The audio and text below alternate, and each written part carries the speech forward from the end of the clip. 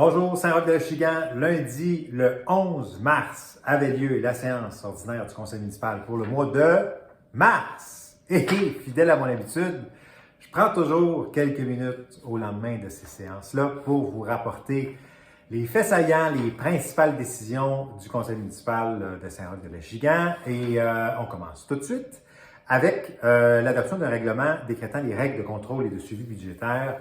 Règlement un peu technocratique, là, un peu plus bureaucratique, mais bref, je vous le résume, ce règlement-là, c'est fait pour rehausser en quelque sorte le seuil de dépenses autorisées pour certains fonctionnaires ici, les directeurs notamment.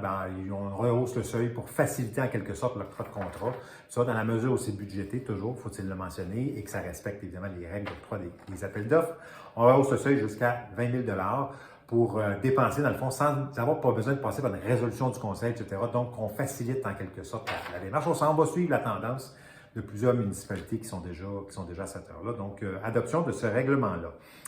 Par ailleurs, chose assez inusitée, dépôt du rapport de la vice-présidence de la vérification de la Commission municipale du Québec.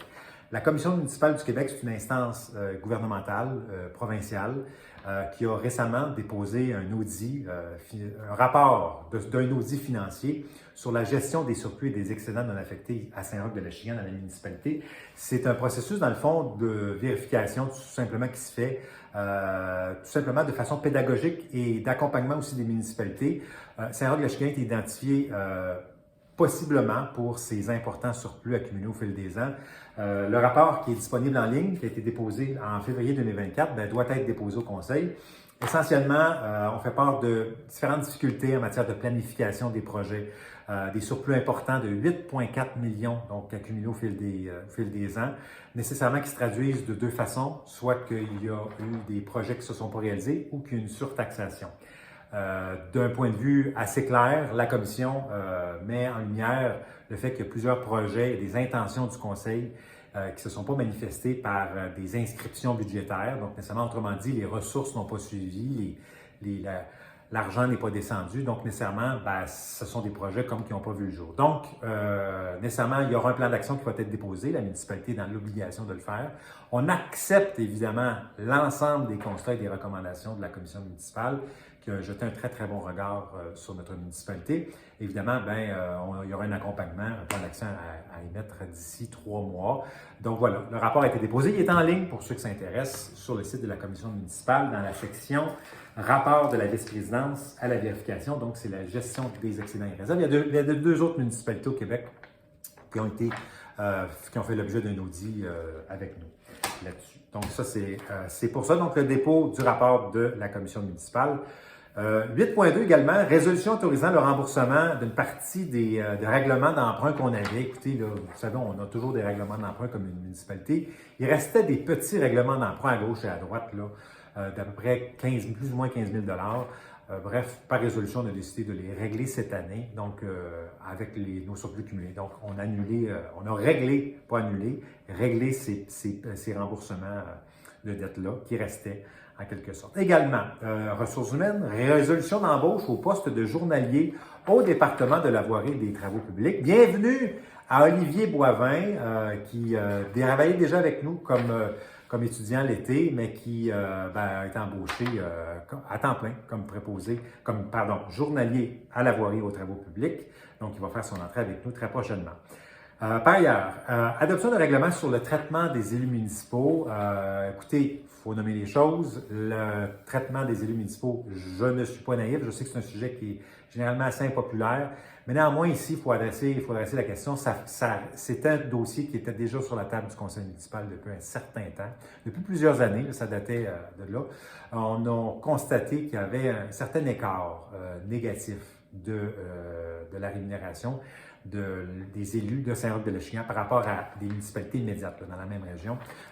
Donc, ce qui a été voté, ce qui a été adopté, et je pense que c'est une bonne chose pour valoriser ce travail-là, des fois, qui n'est peut-être pas reconnu à sa juste valeur, on le voit souvent avec l'actualité. Bref, il y a un ajustement aux règles actuelles, donc de 6,2 % avec l'inflation, etc. On revient en quelque sorte dans la moyenne, on revient dans la moyenne régionale, donc tout en sachant que ce n'est pas nécessairement des mesures populaires. il fallait le faire. C'est une décision vraiment qui est assumée et qui est responsable, je pense, dans le contexte actuel. Tout simplement, en regardant simplement nos voisins, on s'est dit nécessairement il fallait faire ce rattrapage-là un jour ou l'autre. Donc, voilà un dossier de réglé de façon importante. Également, résolution pour le programme d'aide à la voirie locale. Ça, c'est un montant de 13 000 qui provient de notre bureau de député, M. Louis-Charles Thouin, pour différentes municipalités. Donc, 13 000 qu'on va affecter dans un projet de voirie ici sur le territoire, donc pour diminuer les coûts. Adoption d'un nouvel organigramme organisationnel, dossier très important s'il en est un, c'est notre outil de travail en quelque sorte, c'est la municipalité. L'organigramme a été modifié. Je vous dirais que ça tombe à point avec le rapport de la commission municipale sur le manque de planification, tout ça, le suivi des projets. Organigramme, donc, dans le fond, qui crée, je vous résume ça, là, crée le poste de direction générale adjointe pour venir appuyer la direction générale, crée le poste de contremaître aux travaux publics, excusez-moi. Après ça, ajout essentiellement, là, je vous résume ça, 5 cadres, donc postes qui sont créés, et embauche de création dans 3 nouveaux postes qui sont créés. Donc, c'est ça. Il va être déposé sur le site web et accessible là, si vous en faites la demande, évidemment, il n'y a aucun problème. Donc, nouvel organigramme. Ça va donner en quelque sorte plus de moyens à la municipalité pour réaliser ces projets. C'est ce qu'on souhaite, puis surtout venir convenir à appuyer l'administration municipale qui est à bout de souffle. On le sent et c'est sans même jugement, l'élastique est étiré. On n'a peut-être pas suivi assez la tendance des autres municipalités dans le développement de la création de postes.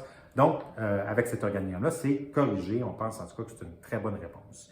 Par ailleurs, octroi d'un mandat pour l'obtention de servitude pour le remplacement d'une conduite d'égout dans la rivière Lachigan. Il y a un dossier assez important que vous entendrez parler certainement dans les prochains mois. En tout cas, ça fait plusieurs fois là, pour ceux qui se présentent à la séance du conseil.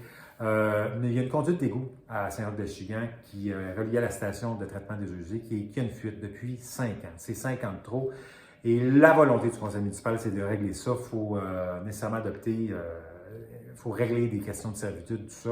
Donc, résolution pour donner le mandat à une firme d'avocats, dans le fond, pour procéder, aller de l'avant, dans le fond, pour ça. Parce que c'est inacceptable. Il y a 160 résidences qui se déversent sur une base quotidienne dans la rivière. Il ne faut pas tolérer ça. Donc, notre volonté, c'est de régler ça une fois pour toutes, cette conduite d'égout-là. Donc, bref, à suivre. Là, on a eu notre certificat du ministère de l'Environnement, donc ça, c'est fait. Bonne nouvelle. Maintenant, ben, il reste des questions de servitude, ça, pour opérer les travaux. Mais bref, travaux qui sont visés dans la période d'étiage, là. Donc, probablement au moment où l'eau de la rivière est au plus bas, pour venir remplacer la conduite d'égout, stabiliser également les terrains, le talus qu'il y a là. Donc, voilà, c'est résolution pour ça. Également, octroi d'un mandat relatif à la mise aux normes de la station de traitement des eaux usées. Autre dossier d'importance, c'est le 23 rue Masson, notre station de traitement des eaux usées. Elle est pas mal usée, notre station de traitement des eaux usées. Bref, dans le souhait de mettre ça à jour, vous savez, on a les habitués là, de ces capsules-là, on a procédé à l'acquisition du terrain à côté pour, dans le fond, se donner toutes les options pour soit déménager, agrandir ou rénover la station actuelle. Le contrat a été donné, dans le fond, pour nous soumettre les meilleures options, évaluer les coûts, tout ça. Donc, le contrat a été donné. Par ailleurs, service des loisirs et de la culture, ben, il y a une résolution pour autoriser le budget 2024 à un organisme pour un projet spécial. C'est la Société d'histoire, un projet de plus de 2500 $ environ là, pour sa réalisation de son exposition de panneaux historiques, comme à chaque année à Saint-Roch-de-Lachigan en fait. Donc, on a renouvelé ce partenariat-là. Également, invitation au tournoi de golf au profit des triades du Cégep de la Naudière pour la fondation du Cégep de la Naudière.